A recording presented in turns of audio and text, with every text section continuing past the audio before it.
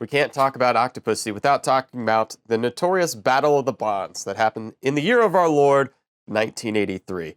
Our old friend and nemesis to Eon Productions, Kevin McClory, had announced his long-awaited remake to Thunderball, Never Say Never Again.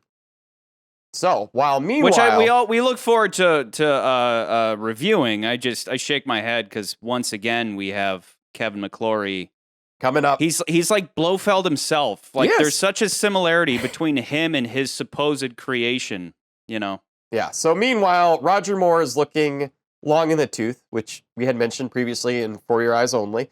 But this time, a very serious consideration was made for James Brolin, American actor, father of Thanos actor Josh Brolin, and a slew of other characters to take over the role of James Bond. He'd even done screen test with actress Maud Adams, who we will talk about in this film. Brolin had even stated that he was looking for a place to live in London, considering he was going to be the next Bond. But, as we all know, because of Kevin McClory's Thunderball remake was going to star the OG Bond, James Bond, Sean Connery, the producers made the last-minute decision to negotiate Roger Moore back once again as Bond, James Bond, feeling that he would compete better than an unknown, thus showing how Fleming's folly affected the Bond franchise both financially and creatively years later. So real quick, by Fleming's folly, all that was that he'd outlined / written a screenplay with Kevin McClory and another guy, but then he turned that into a book. That's it? Yeah, he did it without letting them know ahead of time that he was going to, and he didn't give him credit for it. So by doing so, it created this huge legal battle that doesn't end there. So this is not the final chapter to the Kevin McClory story. Like, I can understand Kevin's story, but to jump into Ian Fleming's shoes for a second, his thought process is like, well, this is my series. Like, I came up with all this, and you just gave me an idea for one bad guy. Yeah. But he even states, there's evidence to suggest that he came up with Blofeld too. So it's not like... Yeah. And I don't deny that. Yeah. I'm not saying he didn't. No, I know. But it's just, he's like, I want the rights to everything. Like he really is a Bond bad guy. Yeah. In and of himself.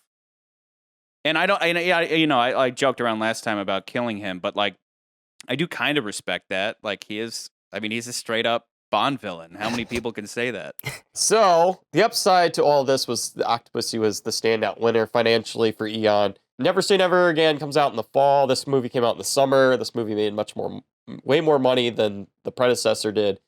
So it was like the actual Bond franchise did better than the unofficial Bond remake that was kind of a failed experiment. Because I think McClory even wanted to go on, and he had the rights to Casino Royale. They wanted to start another Bond franchise with Columbia, but that never happened.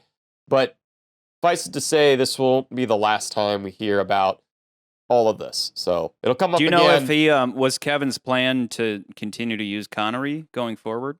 I think that was his idea, but of course, we'll never know. And I got to say, I wish he had succeeded. How cool would it have been just to have a couple more Connery movies, regardless of Eon or whatever, And then also returning is Maud Adams as the lead female role and title character, Octopussy, who my wife wonders, does she have 8 pussies? I about said 9 pussies. We all want to know the answer to that question. My wife asked me that question, and I was like, no, that's not why, but okay. Yeah. And this no. The proper answer is, well, that's because that's what her daddy used to call her. His pet name for me was Octopussy. There are several follow-up questions to that answer. Like, why? How many daddy issues does she have? His little As soon as Bond heard that, was he like, score? Like, daddy issues. So let's see here. Mainly this is going to be easier than solitaire.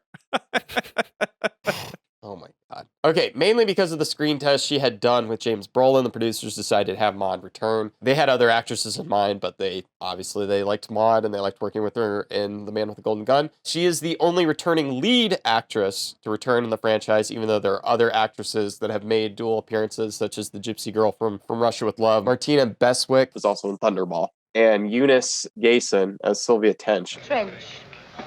Sylvia Trench. And then we have Steve Burkoff plays General Orlov, who's probably best known for playing 80s villains, most notably Victor Maitland in Beverly Hills Cop, which is one of my favorite movies. And then we have Vijay Armitage plays VJ. I'm Vijay, Special Expediter, Universal Exports. Tennis? I play a bit myself. Who in reality is an actual champion tennis player, so the whole tennis bit was for a bit.